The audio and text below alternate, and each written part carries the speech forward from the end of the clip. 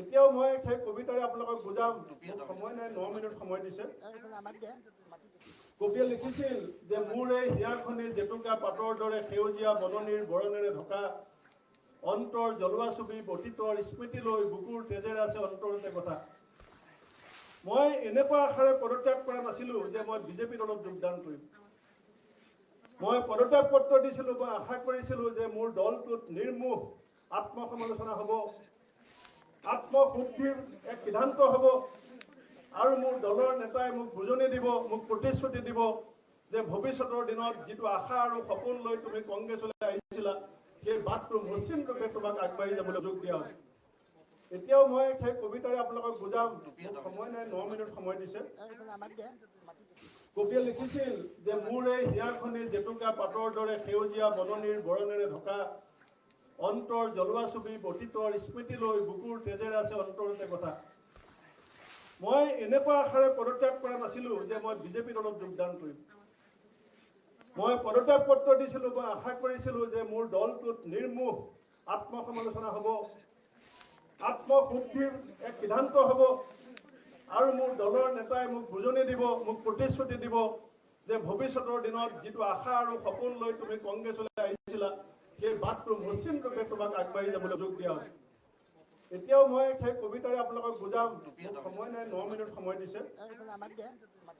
কবিয়ে লিখিছিল যে মোৰ এই হিয়াখনি জেতুকা পাতৰ দৰে সেউজীয়া বননিৰ বৰণেৰে ঢকা, অন্তৰ জ্বলোৱা ছবি অতীতৰ স্মৃতি লৈ বুকুৰ তেজেৰে আছে অন্তৰতে কথা।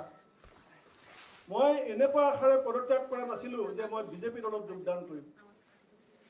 মই পদত্যাগ পত্ৰ দিছিলোঁ, মই আশা কৰিছিলোঁ যে মোৰ দলটোত নিৰ্মোহ আত্মসমালোচনা হ'ব, আত্মশুদ্ধিৰ এক সিদ্ধান্ত হ'ব, আৰু মোৰ দলৰ নেতাই মোক বুজনি দিব, মোক প্ৰতিশ্ৰুতি দিব যে ভৱিষ্যতৰ দিনত যিটো আশা আৰু সপোন লৈ তুমি কংগ্ৰেছলৈ আহিছিলা, সেই বাটটো মসৃণ ৰূপে তোমাক আগবাঢ়ি যাবলৈ যোগ দিয়া হয়।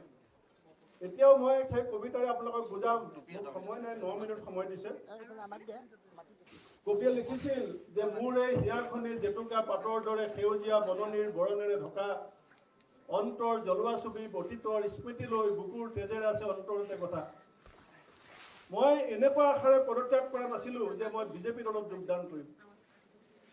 মই পদত্যাগ পত্ৰ দিছিলোঁ, মই আশা কৰিছিলোঁ যে মোৰ দলটোত নিৰ্মোহ আত্মসমালোচনা হ'ব, আত্মশুদ্ধিৰ এক সিদ্ধান্ত হ'ব, আৰু মোৰ দলৰ নেতাই মোক বুজনি দিব, মোক প্ৰতিশ্ৰুতি দিব যে ভৱিষ্যতৰ দিনত যিটো আশা আৰু সপোন লৈ তুমি কংগ্ৰেছলৈ আহিছিলা, সেই বাটটো মসৃণ ৰূপে তোমাক আগবাঢ়ি যাবলৈ যোগ দিয়া হয়।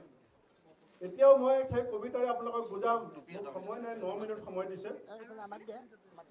কবিয়ে লিখিছিল যে মোৰ এই হিয়াখনি জেতুকা পাতৰ দৰে সেউজীয়া বননিৰ বৰণেৰে ঢকা, অন্তৰ জ্বলোৱা ছবি অতীতৰ স্মৃতি লৈ বুকুৰ তেজেৰে আছে অন্তৰতে কথা।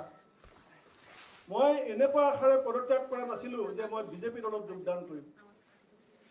মই পদত্যাগ পত্ৰ দিছিলোঁ, মই আশা কৰিছিলোঁ যে মোৰ দলটোত নিৰ্মোহ আত্মসমালোচনা হ'ব, আত্মশুদ্ধিৰ এক সিদ্ধান্ত হ'ব, আৰু মোৰ দলৰ নেতাই মোক বুজনি দিব, মোক প্ৰতিশ্ৰুতি দিব যে ভৱিষ্যতৰ দিনত যিটো আশা আৰু সপোন লৈ তুমি কংগ্ৰেছলৈ আহিছিলা, সেই বাটটো মসৃণ ৰূপে তোমাক আগবাঢ়ি যাবলৈ যোগ দিয়া হয়।